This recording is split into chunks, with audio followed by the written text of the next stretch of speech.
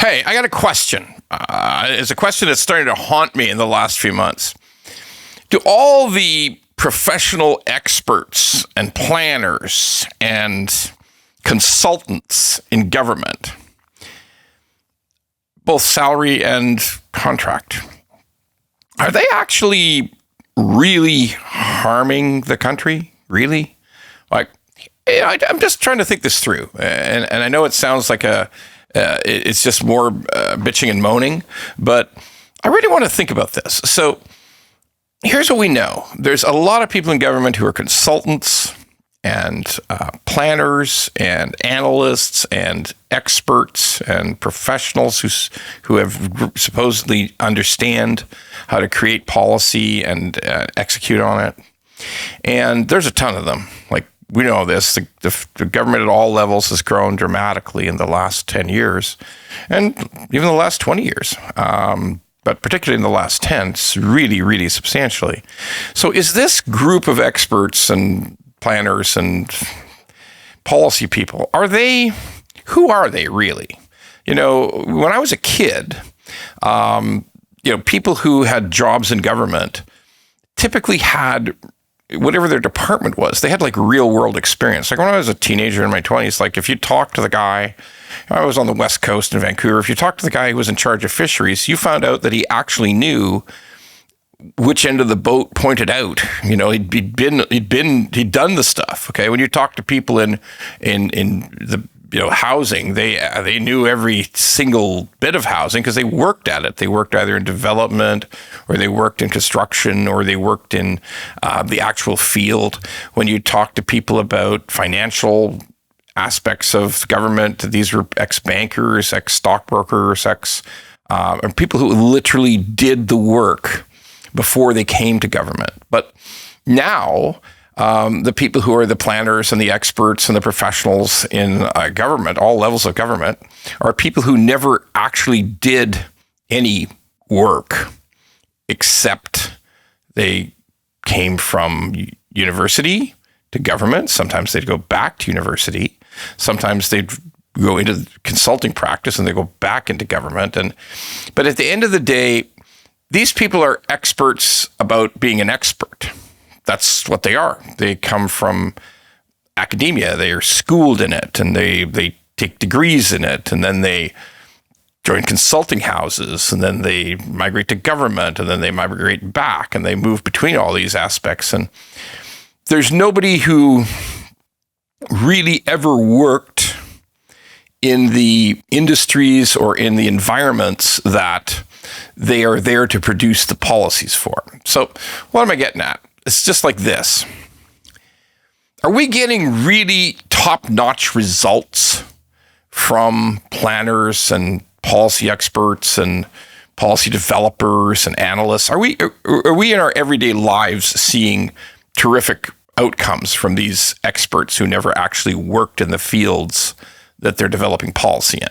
So, like for instance, in urban planning, is Toronto just terrific in terms of getting around, in terms of quality of life, in terms of cost of living, in terms of cost of accommodation? Has everything worked out great in Toronto about transit and everything else that planners and experts have been hammering away at for 20 years? Or is it actually, totally fucked? Okay, is that one way of looking at it? I mean, in terms of government's housing policy, is there been a reduction in the price of homes? Is it becoming easier for young people to afford homes? Is it are homes becoming more plentiful because the direction of the governments, all levels of government, whether it's provincial or federal, has been telling us every single solitary month in, month out, yes, our plan is to build 1.5 million, 3.5 million, whatever jillion, Carney's plan of 500,000 homes, to build all these homes, which never comes true. Never, ever comes true. Okay. So at what point do we start to say all of these policies and plans and what's the benefit of it? Like, where is the upside of it? Who is producing a plan that legitimately work, so we could point at and say, yeah, this worked out great, okay? Like, in our military, could you say that, yeah, we hired these brilliant, we got lucky. We got brilliant people in procurement, and we got exactly the right jets, and we got exactly the right weapons. We got exactly the right things at exactly the right time, and we're modern and we're up to date, and our maintenance costs are low, and most of the stuff we use in the military is ready to go at any given time?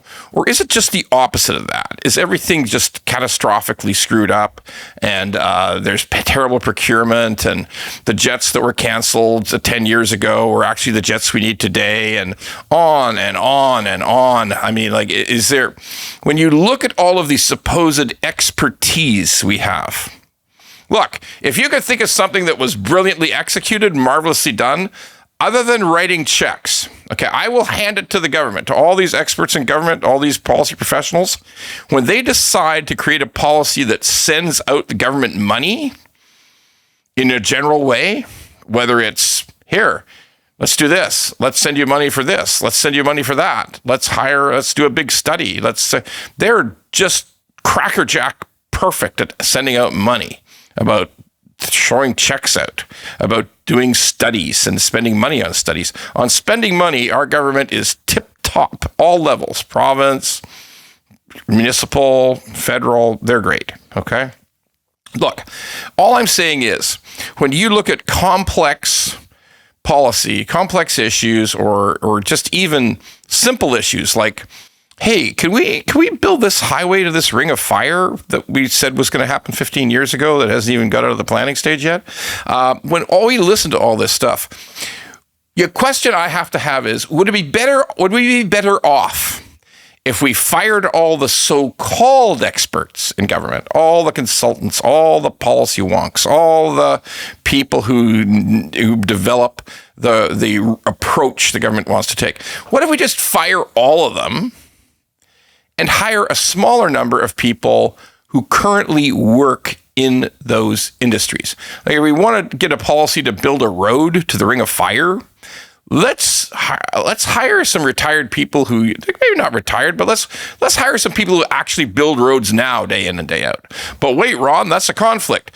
Well, all I can tell you is that what we're doing now working well, okay? I'll risk the conflict. Like, seriously, I'll risk the conflict. You want to get some brilliant former CEOs of banks into the finance department?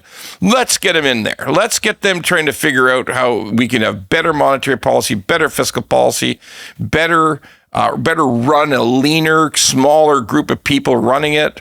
For all the people who are doing housing, can we just ask some people who actually work in the housing, mortgage, banking sector, building sector? Can we have actual people who did it for a living take over from the experts? Why don't we just give it a try?